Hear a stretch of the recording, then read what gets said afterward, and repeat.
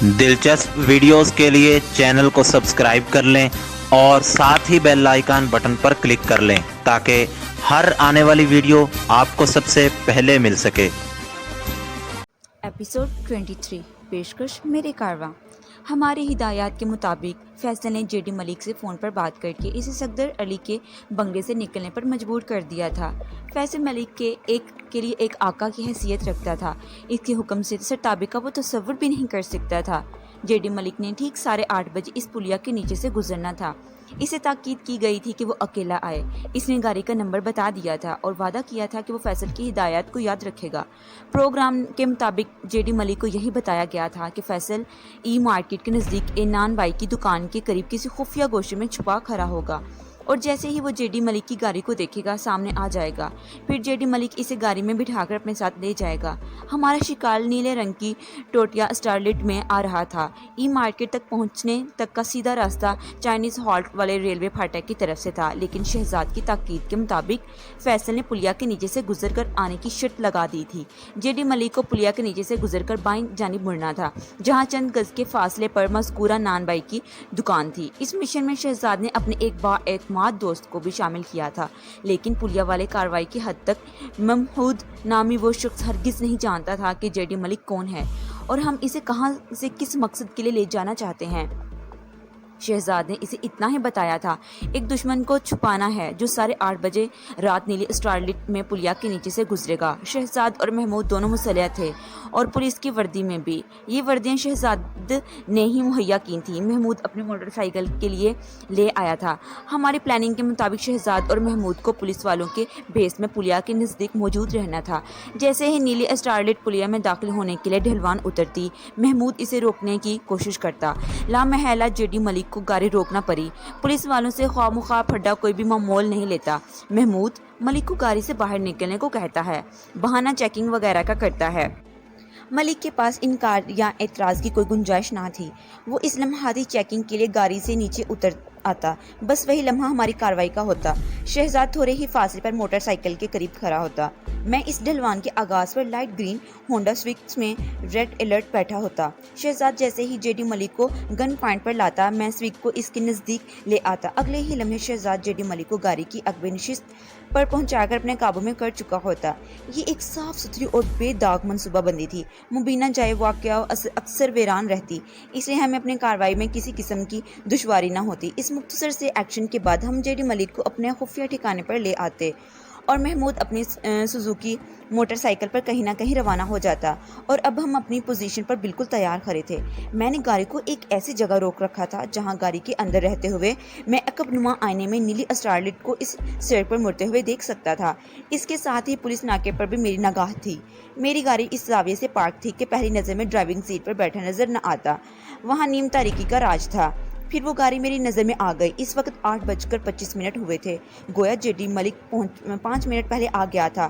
Nursery کی جانب سے آنے والی سڑک پر جب اسے اسٹارلٹ ہماری گلی میں موڑی تو میں تن کر بیٹھ گیا۔ میں نے پہلی نظر میں نمبر پلیٹ کو دیکھ کر گاڑی کا نمبر کنفرم کر لیا، پھر ڈرائیونگ سیٹ کی طرف میری نگاہ اٹھ گئی۔ میں نے جے ڈی ملک کو روبہ رد نہیں دیکھا تھا، تاہم فیصل کی زبانی اس کا جو حلیہ میری یادداشت میں نقش ہوا، ڈرائیونگ سیٹ پر موجود شخص اس پر فٹ بیٹھتا تھا اور وہ گاڑی میں اکیلا ہی تھا۔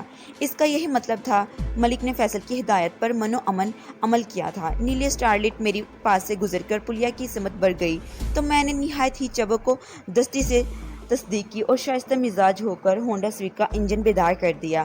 وہ بڑے سنسنی خیز لمحات تھے اور سیکنڈ کا 10 حصہ بھی کام اور صرف کام کا متذاکر تھا۔ میری آنکھوں نے جے ڈی ملک نے پولیس پر آتے ہوئے نگاہ ڈالی اور اشارے پر بڑی شرافت سے گاڑی روک لی۔ میں بالکل تیار کھڑا تھا۔ جیسے ہی ملک اسٹارلٹ سے باہر آیا، میں نے گاڑی کو لمحاتی جنبشوں کے طویل اس کے قریب پہنچانے کے لیے آگے بڑھا دیا۔ وہ میری اس حرکت پر چونکا، لیکن میں اس سے پہلے اسٹارلٹ کے اندر ہونے والے غیر متوقع حرکت پر چونک اٹھا تھا۔ اسٹارلٹ کی عقب نشست پر میں نے ایک انسانی سر کی نموداری دیکھ لی تھی۔ میرے ذہن میں چشمِ زدن نے فیصلہ کیا اور میں نے گاڑی روکنے کے بجائے اسٹارلٹ کی پشت سے ٹکرا دی۔ یہ ایک اچانک ٹکر تھی جو میری گاڑی کی فرنٹ رائٹ سائیڈ نے ملک کی گاڑی کی بیک لیفٹ سائیڈ کو ماری تھی۔ اسٹارلٹ اسٹارٹ تھی، وہ میری گاڑی کو دھکا دے کر نشیب میں چل نکلی اور اتفاق سے اس کا رخ آنے والے رستے کی جانب ہو گیا۔ اس دوران میں شہزادے جے ڈی ملک کو ٹارگٹ بنا چکا تھا۔ اسی لمحے اسٹارلیٹ کے عقبی حصے میں سے ہم پر فائرنگ کی گئی، لیکن ہم کلی طور پر محفوظ رہے۔ اسٹارلیٹ بڑے بے ڈھنگے انداز میں قانون کی خلاف ورزی کرتے رنگ سائڈ سے انداز میں قانون کی پلیا میں داخل ہو رہی تھی، اس لیے فائرنگ کرنے والے کا نشانہ چونک گیا۔ اس موقع پر چونکنا ہمارے لیے انتہائی خطرناک ثابت ہو سکتا تھا۔ شہزاد نے بڑی پھرتی کے ساتھ جے ڈی ملک کو سویک کی عقبی نشست پر پٹکا اور خود بھی گھس کر اندر بیٹھ گیا۔ اگلے ہی لمحے میں نے گاڑی کو پلیا کے اندر ڈال دیا۔ ایک مرتبہ پھر فائرنگ کی آواز سنائی دی، خطرناک کلاشنکوو گرجی، لیکن ہم ایک سر فائرنگ کی رنج سے باہر تھے۔ محمود اپنی موٹر سائیکل پر کھسک گیا تھا۔ اس خبیث نے ملک کی طرف بڑھتے ہوئے دیکھ لیا تھا، شہزاد نے زہر خندق لہجے میں کہا۔ اس کا اشارہ ڈی جے ملک کے ساتھی کی طرف تھا، جس نے 2 مرتبہ فائرنگ کر کے ہمیں روکنے اور نقصان پہنچانے کی کوشش کی تھی۔ میں نے عقب نما آئینے میں بیک ویو کا جائزہ لیا۔ اسٹارلیٹ پلیا کے عین نیچے پھنس کر رہ گئی تھی۔ سامنے کی طرف سے ایک مزاح ٹرک اس کی روبرو کھڑا تھا۔ کلاش بردار شخص جب تک ڈرائیونگ سیٹ سنبھال کر سیدھے راستے سے ہمارے تعاقب میں لپکتا، ہم اس کی پہنچ سے بہت دور نکل چکے تھے۔ میں نے اطمینان کی سانس خارج کرتے ہوئے سویک کو محمود آباد کی گیٹ کی طرف جانب بڑھا دیا تھا۔ اسی لمحے شہزاد نے جے ڈی ملک کو بڑی بے دردی سے سیٹ کے اوپر سے اپنے پاؤں میں پہنچا دیا، پھر اسے گن کے نشانے پر رکھتے ہوئے گرایا، اے شکر نام مرادوں میں اپنی قدموں میں رکھتا ہوں۔ بات ہی ختم، اس نے اپنے ایک پاؤں ملک کے سینے پر جما دیا۔ ملک کے لیے ایک غیر متوقع اور ہولناک صورتحال تھی۔ اس کی زبان سے ابھی تک میرا نام خارج نہیں ہوا تھا۔ اس کا یہی مطلب تھا کہ وہ مجھے صحیح طور پر دیکھ نہیں سکا تھا۔ میں نے گاڑی کو کار پوزیشن سے ٹرن کیا اور کال پل کی طرف جانے والی سڑک پر موڑ لیا۔ یہاں اسپیڈ بڑھانے میں خاصی آسانی محسوس ہوئی۔ جے ڈی ملک شہزادوں کے پاؤں تلے دبا دبے زمزمایا، اور میں کون سی احشک نے کی ہے؟ فیصل نے تم سے کہا تھا اکیلے آنا، شہزاد تشریح سے بولا، اور تم اسے گن بردار چیلے کو اپنے بھی گھر میں چھپا لائے تھے۔ عہد شکنی اور کیا ہوتی ہے؟ فیصل کہاں ہے؟ ملک نے ترت پوچھا۔ اگر یہ تمہارا سوال ہے تو سن لو، فیصل اس وقت جہاں بھی ہے تمہیں وہیں پہنچایا جا رہا ہے، شہزاد نے کہا اور میرا نام لیے بغیر بولا۔ یار، گاڑی کو پارسی گیٹ کی طرف بائیں جانب موڑ لو۔ مین ڈیفنس فیرونز کے اندر ہی رہتے ہیں، ڈیفنس آفیسز کی طرف نکل جائیں گے، وہاں سے نیشنل ہائی وے پکڑ لینا، آگے کا راستہ تمہیں تو معلوم ہی ہے نا۔ میں نے خاموشی سے شہزاد کی بات پر عمل کر ڈالا۔ جے ڈی ملک نے مجھے دیکھ نہیں پا رہا تھا اور شہزاد کی طرف کی گئی یہی کوشش تھی۔ موجود میں آگاہی نہ ہو پائی تھی۔ مجبور کی بات یہ تھی، شہزاد کی بات ختم ہوئی تھی کہ جے ڈی ملک نے پوچھا، اگر تم مجھے فیصل سے ملوانے جا رہے ہو تو یہ مجھ پر تمہارا احسان عظیم ہے، تم ایک مخلص دوست کا رد ادا کر رہے ہو، لیکن ایک بات میری سمجھ میں نہیں آ رہی، تمہارا انداز دشمنوں جیسا کیوں ہے؟ ایک بات ماننے والی تھی کہ اس پر مرتضی کی حالت میں بھی جے ڈی ملک نے اپنے حواس کو بے قابو نہیں ہونے دیا تھا۔ اس کا مطلب تھا کہ وہ مضبوط اعصاب اور ٹھنڈے دماغ کا مالک تھا، مگر اس وقت شہزاد اس کے تیور پھٹکار رہے تھے اور بہت زیادہ خطرناک نظر آ رہے تھے۔ وہ دھمکی امیز لہجے میں پھنکارا، تمہاری سمجھ میں میری دوستی جو دشمنی میں نہیں بیٹھ رہی، تو میں اس کا سمجھ کو آپریشن کر دوں گا، تمہیں اس سلسلے میں فکر مند ہونے کی قطعی کوئی ضرورت نہیں۔ وہ ایک لمحے کور کا پھر سناتے ہوئے انداز میں بولا، تم نے ثابت کر دیا ہے وہ تمہارا آخری سوال نہیں تھا، لیکن میں تمہیں بتا دوں، اگر اب تم نے اپنی منحوس زبان کھولی تو میں تمہاری گن تمہارے سینے میں خالی کر دوں گا، اور اس کا مطلب یہی ہے کہ گن خالی کر دوں گا جو پوری طرح بھری ہوئی ہے۔ گاڑی کے اندر کامل سناٹا چھا گیا۔ جے ڈی ملک جیسے خاک شخص نے صورتحال کی سنگینی اور شہزاد کے الفاظ کی بے رحمی کو حقیقی معنوں میں ساتھ سمجھ لیا تھا۔ مین ڈیفنس آفیسز مسجد والے خوبصورت پارک اور صدف کی رہائش گاہ کو اپنے پیچھے چھوڑتے ہوئے نیشنل ہائی وے پر آ گیا۔ یہاں سے 2 راستوں کے ذریعے ہم اپنے ٹھکانے پر پہنچ سکتے تھے۔ ایک تو نیشنل ہائی وے اس کرنے کے فیز 2 کے اندر ہی اندر راستہ تھا، اور دوسرا راستہ نیشنل ہائی وے پر سفر کرنے کا تھا۔ آگے جا کر ہم میں نے خیابان اتحاد پر موڑ جاتے چند منٹ میں ہمیں اپنے منزل مقصود پر پہنچا دیتا۔ میں نے فیز 2 کے کلب سے گزرنے والے راستے کا انتخاب کیا اور ہونڈا سویک کی رفتار میں بتدریج اضافہ کرتا چلا گیا۔ جے ڈی ملک ایک طرف سے اندھا ہو کر رہ گیا تھا۔ اسے قطعاً یہ بات معلوم نہیں تھی کہ وہ اپنے ہی علاقے سے گزر کر لمحہ بلمحہ مقتل کی جانب بڑھ رہا ہے۔ ٹھیک 9 بجے ہم اپنے ٹھکانے پر پہنچ گئے۔ شہزاد نے گاڑی کے اندر ہی ایک میلا کپڑا جے ڈی ملک کی آنکھوں پر کس کر باندھ دیا تھا۔ یہ گاڑی صاف کرنے والا ایک بدبودار کپڑا تھا جو جے ڈی ملک کے لیے ہماری طرف سے ہونے والی خاطر تواضع کی پہلی ڈش تھی۔ بنگلے میں داخل ہونے کے بعد ملک کو آنکھیں بندے ایک محفوظ کمرے میں پہنچا دیا گیا۔ وہ اس بات سے یکس بے سر خبر تھا کہ میں یہاں پر موجود ہوں۔ شہزاد قید و بند کا معقول سامان وہاں پر پہنچا چکا تھا۔ آئندہ 15 منٹ میں شہزاد نے میری مدد سے جے ڈی ملک کو بڑے تسلی امیز انداز میں سیٹ کر دیا۔ میں اسی کام سے فارغ ہوا ہی تھا کہ زرگل نے اشارے سے مجھے اپنے پاس بلا لیا۔ اس کے انداز سے خاصی گھبراہٹ ظاہر ہو رہی تھی۔ میں اس کے ساتھ ٹیلی فون والے کمرے میں آیا اور جلدی سے پوچھا، کیا بات ہے زرگل، تم اس قدر بکھلائی ہوئی کیوں ہو؟ تمہاری آمد سے 1 منٹ پہلے صدف کا فون آیا تھا۔ اس نے بتایا وہ فوری طور پر تم سے بات کرنا چاہتی ہے۔ اس کے لہجے سے میں نے یہ محسوس کیا ہے وہ کسی پریشانی میں مبتلا ہے۔ زرگل کی بات نے مجھے تشویش میں مبتلا کر دیا۔ میں نے اضطراری لہجے میں پوچھا، اس نے تمہیں کچھ بتایا نہیں؟ نہیں، وہ قطعیت سے بولی، بس اتنا کہا ہے کہ وہ تھوڑی دیر بعد دوبارہ فون کرے گی۔ اس دوران وہ تمہیں فلیٹ اور منہاس صاحب کے بنگلے پر ٹریس کرنے کی کوشش کرے گی۔ اس کا مطلب ہے کوئی سیریس معاملہ ہے۔ میں یکدم متفق ہو گیا۔ اس دوران میں شہزاد بھی ہمارے پاس آ گیا۔ ہمارے لٹکے ہوئے چہروں نے اسے پریشان کر دیا۔ الجھے ہوئے لہجے میں بولا، تم دونوں کو کیا ہوا ہے؟ اس سے پہلے کہ ہم سے کوئی سوال اس کا جواب دیتا، ٹیلی فون کی گھنٹی بج اٹھی۔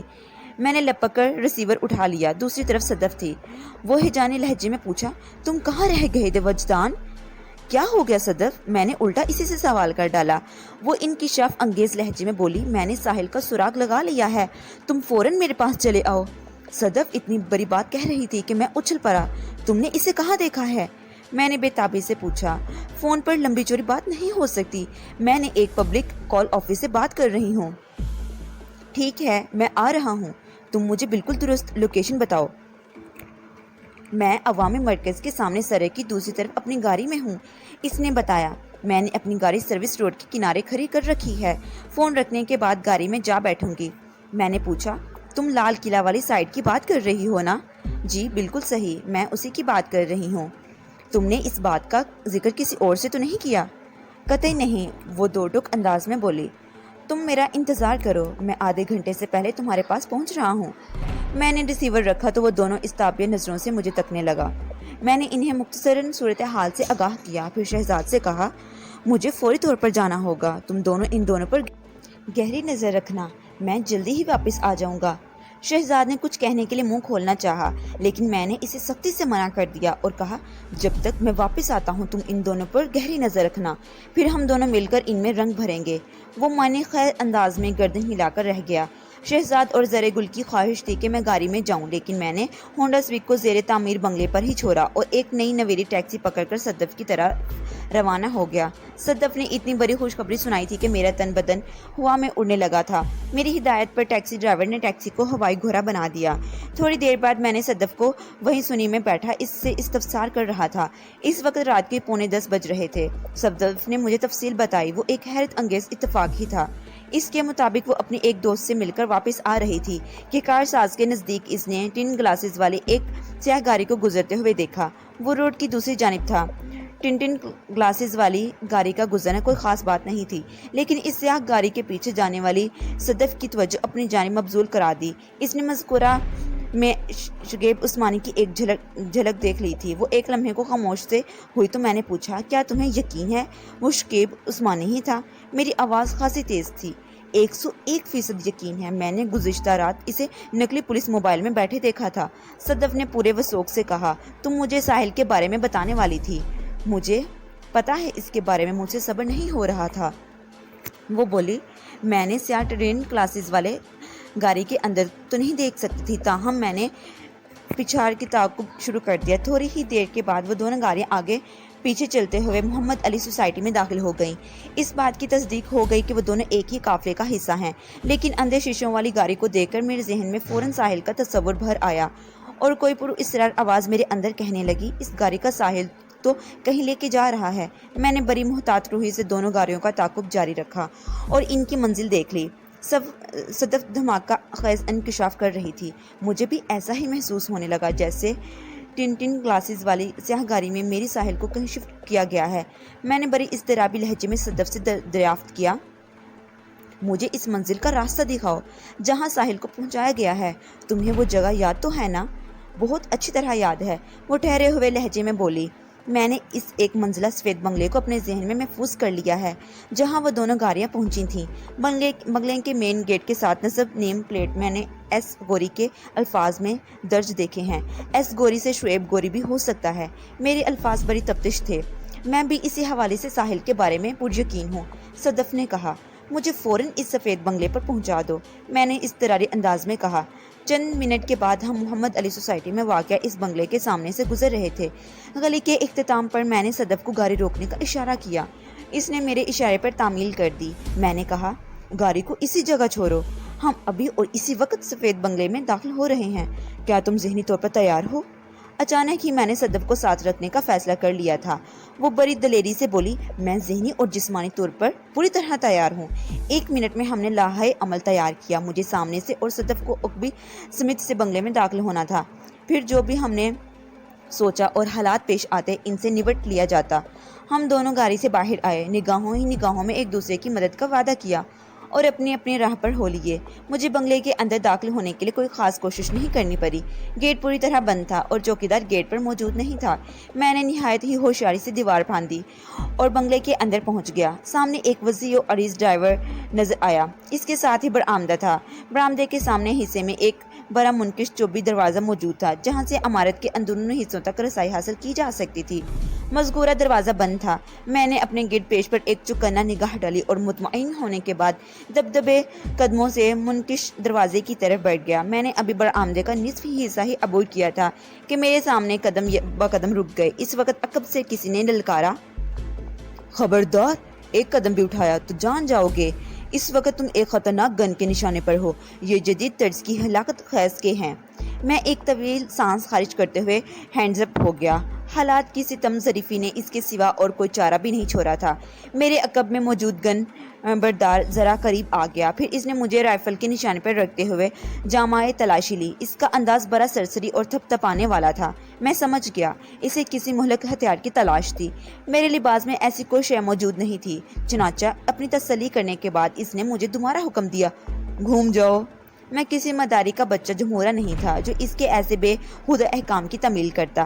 میں تو وہاں ڈگڈگی بجانے آیا تھا جس کی مخصوص آواز پر اس سب کو ناچنا تھا۔ ہاتھ ہوا میں بلند رکھتے ہوئے میں جشم زدن میں گھوما، لیکن اس سے پہلے میری دھکیل کک چلی، فضا میں شائن کی آواز پیدا ہوئی اور میرے پاؤں کی طوفانی ضرب نے گن برادری کی کنپٹی پر دستک دی۔ ٹانگ کے لپیٹے میں اس کے ہاتھ آ گئے، لہٰذا گن اس وقت گرفت سے نکل کر برآمدے کے پختہ فرش پر گری۔ وہ ایک غیر متوقع آفت کی ضد میں آ گیا تھا۔ دھیل کک بڑی خطرناک اور سریع ٹھوکر ہے۔ یہ کک استعمال کرتے ہوئے تھوڑا سا آگے کو جھکنا پڑتا ہے۔ اس سے حملہ آور کو یہ فائدہ پہنچتا ہے کہ اگر دھیل کک نشانے پر نہ بھی لگے تو اس کی باڈی مدقبل کے اٹیک سے محفوظ رہتی ہے۔ میری وہی کل کک اپنے جائز مقام پر لگی تھی۔ مجھے دھمکی دینے والے سر کو تھام کر پیچھے الٹ گیا۔ گن اس کے قریب ہی گری تھی اور یہ بات وہ جانتا تھا۔ اپنی تکلیف کی پرواہ کیے بغیر اس نے گن اٹھانے کے لیے زمین پر پرے پرے ایک ہاتھ آگے بڑھایا۔ میں اس مرحلے پر چونکنے والا کہاں تھا؟ میں نے فضا میں ایک نیچی جمپ لگائی اور پریشر کک کے انداز میں اپنے پاؤں اس کے ہاتھ پر مارا۔ اس کے حلق سے بڑی دردناک شرک برآمد ہوئی۔ اس کا ہاتھ گن اور میرے پاؤں کے بیچ آ گیا تھا۔ وہ اپنے گھائل ہاتھ کو تھام کر زمین پر لوٹ پوٹ ہونے لگا۔ میں نے جھک کر کلاشنکوف اٹھا لی۔ اس لمحے نقشین چوبی دروازہ کھلا اور وہاں سے 2 ہٹے کٹے افراد نمودار ہوئے۔ ان کے ہاتھ خالی تھے۔ وہ اپنے ساتھی کی چیخ سن کر افراتفری میں اس کی خیریت معلوم کرنے آ گئے تھے۔ میرے پاس تیار کلاشنکوف دیکھی تو ان کے چہرے دھواں ہو گئے۔ وہ پھر ہڑبڑا کر الٹے قدموں اندر گھس گئے۔ میں نے اندرونی حصے میں قدم رکھنے سے پہلے برآمدے کے فرش پر موجودہ تکلیف میں مبتلا شخص کی مشکل آسان کی۔ یہ ڈاکٹروں کا آزمودہ نسخہ تھا۔ وہ کسی بھی مریض کو شدید تکلیف سے نجات دلانے کے لیے نیند کا انجیکشن دیتے ہیں۔ میں نے بھی اس شخص کو گہری بے ہوشی میں پہنچا دیا۔ مقصد ایک ہی تھا، میں بس اپنے طریقہ کار کی بات ہے۔ مجھے مسلح دیکھ کر پلٹنے والے اب تک نہیں ہوتے تھے۔ انہوں نے یقیناً اندر پہنچنے ہی پہلے اپنے ہتھیار سنبھال لیے ہوں گے، لہٰذا مجھے زیادہ احتیاط کی ضرورت تھی۔ میں اگلے قدم کے بارے میں سوچ ہی رہا تھا کہ بنگلے کے اندرونی حصے میں پٹک کی آوازیں سنائی دیں۔ میں سمجھ گیا صدف نے کارروائی شروع کر دی ہے۔ وہ شہر کی بچی اس طرح انٹری کر دیتی تھی۔ میں بنگلے کی سائڈ لیتے ہوئے پہلو میں آ گیا۔ اس طرف میں نے ایک روشن کھڑکی دیکھی۔ سامنے کی بجائے اس جانب سے اندر داخل ہونا زیادہ مناسب تھا۔ میں نے کھڑکی کا جائزہ لیا، وہ بند تھی اور اس میں نصب شیشے اندر روشنی کا پتہ دیتے تھے۔ میں نے سب سے اوپر والے شیشے پر رائفل رکھی اور رینگ کر ایک طرف نکل گیا۔ چھننا کی آواز کے ساتھ شیشہ ٹوٹا اور ان کی کرچیاں دور تک پھیل گئیں۔ میں نے ایک لمحہ دیوار کے ساتھ کھڑے رہ کر انتظار کیا۔ جب کھڑکی میں کوئی سرگرمی نظر نہ آئی تو میں سمجھ گیا اس کمرے میں کوئی موجود نہیں تھا۔ شکر تھا ابھی تک بنگلے کے اندر کسی فائر کی آواز نہیں گونجی تھی۔ میں آگے بڑھا اور ٹوٹے ہوئے شیشے میں سے ہاتھ گزار کر کھڑکی کی سنگی گرا دی۔ اگلے ہی لمحے کھڑکی کھول کے کمرے میں داخل ہو چکا تھا۔ وہ کمرہ میری توقع کے مطابق خالی تھا اور اس کا دروازہ نیم ہوا تھا۔ اسی لمحے دروازے کے باہر مجھے قدموں کی چاپ سنائی دی۔ میں لپک کر نیم دروازے کے پیچھے پہنچ گیا۔ شاید کوئی شیشے کے ٹوٹنے کا سبب جاننے اس طرف آ نکلا تھا۔ بڑی دیر کی تھی اس مہربان نے آتے مگر میں کسی دیر کے موڈ میں نہیں تھا۔ جیسے ہی وہ شخص جھانکنے والے انداز میں کمرے کے اندر داخل ہوا، میں نے بے دردی سے کلاشنکوف کا بٹ اس کی کھوپڑی پر رسید کر دیا۔ وہ ایک معنی سے آواز نکال کر منہ کے بل فرش پر گرا۔ اسی لمحے باہر سے کسی نے پکار کر پوچھا، ادریس کیا ہوا؟ یہ آواز کیسی تھی؟ پتہ نہیں ادریس کا ساتھی شیشے کے ٹوٹنے کی آواز کے بارے میں استفسار کر رہا تھا یا اس کے منہ سے خارج ہونے والی بے معنی صدا کا پوچھ رہا تھا۔ ہر دو صورت میں ادریس نامی وہ شخص جواب دینے کے قابل نہیں رہا تھا۔ اب یقینی تھا ادریس کا ساتھی اس کی کیفیت معلوم کرنے کا ادھر کا رخ کرتا۔ میں کلاشن کو تان کر ریڈ الرٹ ہو گیا۔ ادریس کے خیر خواہ نے کمرے میں داخل ہونے کی کوشش نہیں کی کیونکہ ادریس کھلے دروازے میں سے صاف زمین بوس نظر آ رہا تھا۔ اس سے پہلے کہ موجودہ شخص خوف زدہ ہو کر بھاگ کھڑا ہوتا، میں ایک جھٹکے سے دروازہ کھول کر اس کے سامنے آ گیا۔ وہ انہی دو افراد میں سے تھا جو تھوڑی دیر پہلے برآمدے میں نمودار ہوئے تھے۔ اس تنوع مند شخص کے ہاتھ میں مجھے ریوالور دکھائی دیا۔ مجھ پر نگاہ پڑتے ہی اس نے ریوالور سیدھا کرنا چاہا مگر میں نے اس پر مہلت نہ دی۔ میں بڑی تیزی سے ہوا میں اچھلا اور ایک دھواں دھار گھٹنا اس کے سینے پر رسید کیا۔ دوسرا گھٹنا اس کے پیٹ کے زیریں حصے پر پڑا۔ ناف کے مقام پر بڑی شدید چوٹ آتی ہے اور تکلیف ناقابل برداشت ہو جاتی ہے۔ وہ کسی زخمی صحرائی اونٹ کے مانند بلبلایا۔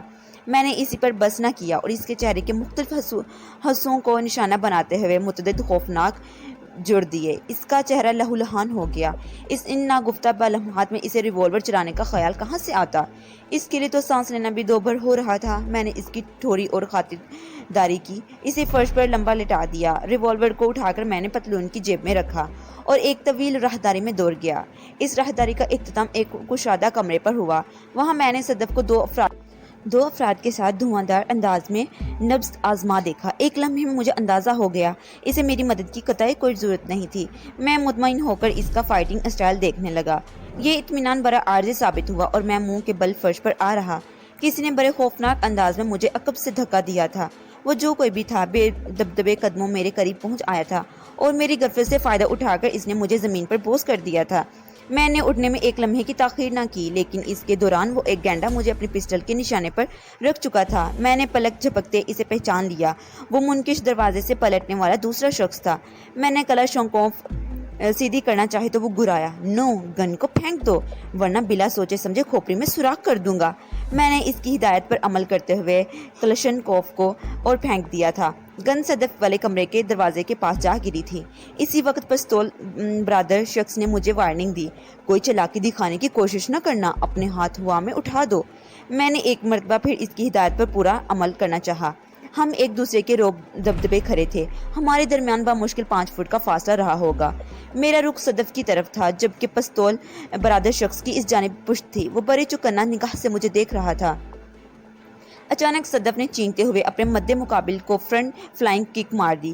ککس تو وہ پہلے ہی چلا رہی تھی لیکن چینکی پہلی مرتبہ تھی۔ میری چھٹی حص نے سیکنڈ کے لاکھ دی حصے میں مجھے خبر دی کہ صدف نے مجھے پستول کے نشانے پر دیکھ لیا ہے اور مجھے چانس دینے کے لیے اس نے خوامخواہ حلق کا استعمال کیا ہے۔ مجھے فوراً اس موقع سے فائدہ اٹھانا تھا۔ نتیجہ حسب توقع برآمد ہوا۔ میں اپنے عقب میں صدف کی تیز چینک سن کر پستول برادر ایک لمحے کے لیے ٹھٹکا۔ میرے لیے وہ لمحاتی وقفہ بہت کافی تھا۔ میں نے فرنٹ اسٹیپ کے ساتھ اس کے پیٹ میں تھرسٹ کک مار دی۔ وہ پستول سمیت پیچھے کو لڑھکا۔ میں نے آگے بڑھ کر اس کی توازیہ شروع کر دی۔ اب ہم دونوں بھی صدف والے کمرے میں ہی تھے۔ پستول اس شخص کے ہاتھ سے نکل کر دو ریری کلاشنکوف کے جا گری۔ صدف نے اپنے مد مقابلین کی ٹکائی کے دوران میں مجھ سے کہا، وجدان، میں نے اپنی سائٹ صاف کر دی ہے، بس یہی 2 بچے ہیں، 3 کو میں نے ادھر لملیٹ کر دیا ہے، تمہاری طرف کیا صورتحال ہے؟ میں نے اپنے مد مقابل کو تھرو مار زمین پر ٹیچا کہا، میری سائٹ بھی صاف ہی سمجھو، جو کچھ بچا ہے تمہارے سامنے ہی ہے، ان لوگوں کو جلد از جلد بیکار کر کے ہمیں بنگلے کی تلاشی لینا چاہیے۔ صدف نے بلا کنگ کرتے ہوئے کہا، ابھی تک جن کمروں سے گزری ہوں وہاں ساحل مجھے دکھائی نہیں دی۔ وہ مجھے بھی کہیں نظر نہیں آئی، میں نے بھرائی ہوئی آواز میں کہا۔ اسی وقت صدف سے نپٹنے والے ایک شخص نے موقع دیکھ کر راہداری میں دوڑ لگا دی۔ یہ صدف کے حصے والے راہداری تھی۔ وہ اس مکرور شخص کے پیچھے لپکی، بڑی سرعت سے بولی، وجدان تم انہیں سنبھالو، میں اس بھنگورے کو مزہ چکھا کر آتی ہوں۔ وہ دونوں میرے لیے کوئی خاص اہمیت نہیں رکھتے تھے، میں نے ان کا پھلکارا اڑا دیا۔ ایک بات تک مجھے اندازہ ہو گیا کہ میں ان 3 افراد کے سوا ہماری راہ میں رکاوٹ ڈالنے والا اور کوئی شخص بنگلے میں باقی نہیں بچا تھا۔ گویا ساحل اور میرے درمیان حائل تمام رکاوٹیں اٹھ گئی تھیں۔ اس خیال نے مجھے سرناپ پر مسرور کر دیا تھا۔ میں نے ہاتھ پاؤں کی نیچی جچی خطرناک ضرورت سے اپنے مقابل دونوں افراد کو زمین پر چاٹنے پر مجبور کر دیا۔ جب مجھے یقین ہو گیا اب وہ زمین سے اٹھ کر ہمارے کام میں مداخلت نہیں کریں گے تو میں ان پر لعنت بھیج کر اس سمت بڑھ گیا جدھر صدف گئی تھی۔ میں 1-2 واریوں میں چکرایا اور پھر اس کمرے میں آ گیا جہاں سے چلا گیا تھا۔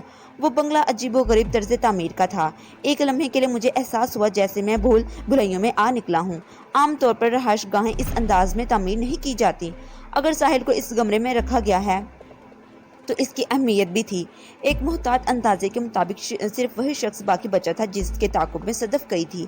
مذکورہ شخص نہتا تھا۔ اگر وہ قابو آ جاتا تو اس ساحل کے بارے میں معلومات حاصل کی جا سکتی تھی۔ میں نے اپنے تمام ممکنہ کمروں میں جھانک لیا لیکن ساحل کا کوئی سراغ ہاتھ نہ آیا تھا۔ میں اس وقت ایک مشین بنا ہوا تھا۔ ایک راہداری سے گزرتے ہوئے مجھے صدف نظر آ گئی۔ اس نے مذکورہ شخص کو زمین پر گرا رکھا تھا اور اس کے سینے پر پاؤں رکھ کر کچھ پوچھنے کی کوشش کر رہی تھی۔ میں لپک کر اس کے قریب پہنچ گیا۔ زمین پر گرے ہوئے شخص کی حالت خاصی ابتر دکھائی دے رہی تھی۔ صدف نے ہیجانی لہجے میں پوچھا، وجدان کس طرح اس کی زبان کھلواؤ ورنہ ہم ساحل تک پہنچ نہیں سکیں گے۔ میں نے نیچے جھک کر اس شخص کا جائزہ لیا۔ وہ واقعی آخری دموں پر تھا۔ میں نے مار پیٹ کے بجائے اسے ایسے جسمانی اذیت پہنچائی کہ تکلیف کی شدت سے اس کا بجھتا ہوا دماغ چند لمحات میں مدہوش ہو گیا۔ میں نے گنتی کے ان لمحات کا بھرپور استعمال کیا اور اس سے بنگلے کے ایک کمرے کے بارے میں پوچھنے کا میں کامیاب ہو گیا۔ وہ اہم کمرہ جس میں میری ساحل کو قید کیا گیا تھا۔ میرا وجود اس وقت سنسنی کی آماج گاہ بنا ہوا تھا۔ وہ شخص زندگی قید سے آزاد ہوا تو ہم دونوں نے معنی خیز نظروں سے ایک دوسرے کو دیکھا، پھر ہمارے قدم اسی طرف مخصوص دروازے کی طرف اٹھ گئے تھے جسے کھولنے کا طریقہ کار ہمیں معلوم ہو چکا تھا۔ وہ دروازہ اسی راہداری میں واقع تھا جدھر میں نے پستول کی راہداری دیکھی تھی، لیکن اس دروازے کی واضح قطع عام دروازوں جیسی نہیں تھی۔ وہ دیوار ہی ایک حصہ نظر آتا تھا، اس لیے ہمارا اس طرف دھیان نہیں گیا تھا۔ میں نے دھڑکتے ہوئے دل کے ساتھ دروازہ کھولا اور ہم دونوں یکے بکے دیگر اس کمرے میں داخل ہو گئے۔ اسی وقت ہمیں حیرت کے شدید جھٹکے سے دوچار ہونا پڑا۔ ہمارے کمرے میں قدم رکھتے ہی دروازہ خوددار اندازے میں کھٹکھٹ سے بند ہو گیا تھا۔ ہم دونوں نے آنکھیں پھیلا کر اس کمرے کی حیرت آفرینی کو اپنی بصارت میں اتارا۔ وہ چکنے فرش پر ایک خالی کمرہ تھا جس کی دیواروں اور چھت میں مختلف آئینے نصب تھے۔ اس کمرے میں در و دیوار ہم ہی نظر آ رہے تھے۔ ایسا ایک ہی سین نے برس فلم کی اینٹری ورگن دیکھا تھا۔ یہ آئینہ خانہ کمرہ بھی کمرے جیسا تھا۔ بروس ولی کو شکار کے لیے فلم کے ویلین کے کمرہ میں تیار کروایا تھا۔ اس لمحے کے برق کی رفتار سے ایک سنسنی خیز خیال میرے ذہن میں ابھرا، کیا ہمیں شکار کر لیا ہے؟ اس خیال کے ساتھ میرے وجود کیسلا دھواں بھرنے لگا۔ کم و بیش کے ہی کیفیت صدف کی بھی تھی۔ ہم نے الجھن کی نظروں سے ایک دوسرے کو دیکھا، پھر اس لمحے میں ہمیں کوئی کچھ بولتا کمرے میں ایک مانوس آواز ابھری۔ میں نے اس ابلیس صفت شخص کی آواز کو پہچان لیا۔ وہ کوئی اور نہیں بلکہ کاروائے رواں شعیب گوری تھا۔ وہ اپنے منحوس زبان سے مجھے مخاطب کرتے ہوئے کہہ رہا تھا، welcome and well done mister Wajdan. میں نے چاروں جانب نگاہ گھما کر آواز کو ماخذ گھوجنا چاہا لیکن مجھے کامیابی نہ ہوئی۔ اسی وقت شعیب گوری کی زہریلی آواز میرے سمیت سے ٹکرائی، کوئی فائدہ نہیں وجدان، تم کچھ بھی تلاش نہیں کر سکو گے۔ میں تمہارے بہت قریب موجود ہوں اور تمہیں دیکھ سن رہا ہوں۔ تم اپنی صلاحیتیں آزما ڈالو لیکن اس کمرے میں سے باہر نہیں نکل سکو گے۔ اگر یقین نہ آئے تو ٹرائی کر سکتے ہو۔ تم چاہتے کیا ہو؟ میں نے دشتی سے کہا۔ بہت ہی خوبصورت سوال کیا ہے تم نے، وہ اپنی مخصوص لہجے میں بولا۔ پیارے، میں جو چاہتا ہوں اب تمہیں بتا دوں گا، ضروری تم کام نپٹا لو گے۔ ضروری کام؟ میں نے بے ساختہ کہا اور صدف کی طرف دیکھا۔ ویری گڈ، شعیب گوری نے سراہنے والے انداز میں کہا، تم بڑی جلدی میری سوچ تک پہنچ گئے ہو۔ میں نے جس ضروری کام کا ذکر کیا ہے اس کا تمہاری ساتھی سے گہرا تعلق ہے۔ بات ختم کرتے ہی بے ہودہ انداز میں اس نے دیکھتے ہوئے کہا، یہ کیا بکواس ہے؟ میں چینک اٹھا، ساحل کہاں ہے؟ ساحل کو بھول جاؤ احمق، ڈوبنے والے ساحل کی تمنا ہی کر سکتے ہیں، ان کی خواہش کبھی پوری نہیں ہو سکتی۔ میں تمہیں تمہاری اس پاستہ کامت ساتھی کے ہمراہ شرامنا کی گئی سمندر میں ڈبونا چاہتا ہوں۔ اس کا اشارہ صدف کی طرف تھا۔ میں اس کے مقصد میں ابھی تک پہنچ نہیں سکا تھا۔ بے اختیار میرے منہ سے نکلا، پتہ نہیں تم کیا وہی تباہی بک رہے ہو؟ پتہ چل جائے گا، ابھی سب کچھ سامنے آ جائے گا، وہ سفاکے سے بولا۔ میں بات ختم کرتے ہوئے اس بند حیرت انگیز کمرے میں ایک مخصوص قسم کی گیس چھوڑنے والا ہوں۔ وہ گیس تمہاری سانسوں تک پھیپھڑوں میں اترے گی، تم دونوں نیم غنودگی کے عالم میں پہنچ جاؤ گے۔ تمہارے جذبات میں طوفان اٹھیں گے، منہ زور بے لگام طوفان۔ تمہارے ذہنوں سے ہر تعلق، ہر رشتہ مٹ جائے گا۔ تم ایک دوسرے کو صرف ایک مرد اور عورت کی حیثیت سے دیکھو گے۔ تمہارے جذبات میں بلا کا ہیجان پیدا ہو جائے گا۔ تم للچائی ہوئی بھوکی نظروں سے ایک دوسرے کو دیکھو گے۔ پھر تمہارے جبلی تقاضے پر منہ پھاڑ کر چینکنے لگیں گے۔ اور میں اس نے ذرا توقف کیا، پھر اسی شیطانی انداز میں بولا، میں تم دونوں کی کارکردگی کی زندہ موتی تیار کر دوں گا۔ سام کو کیلنے کے بعد اس کا زہر نکالا جاتا ہے، میں بھی تمہیں اسی موتی کے ذریعے بانجھ بنا کر رکھ دوں گا۔ وجدان، تمہاری ساری مردانگی اور پھرتی خاک میں مل جائے گی۔ بکواس بند کرو کتے، میں حلق کی پوری قوت سے دھارا۔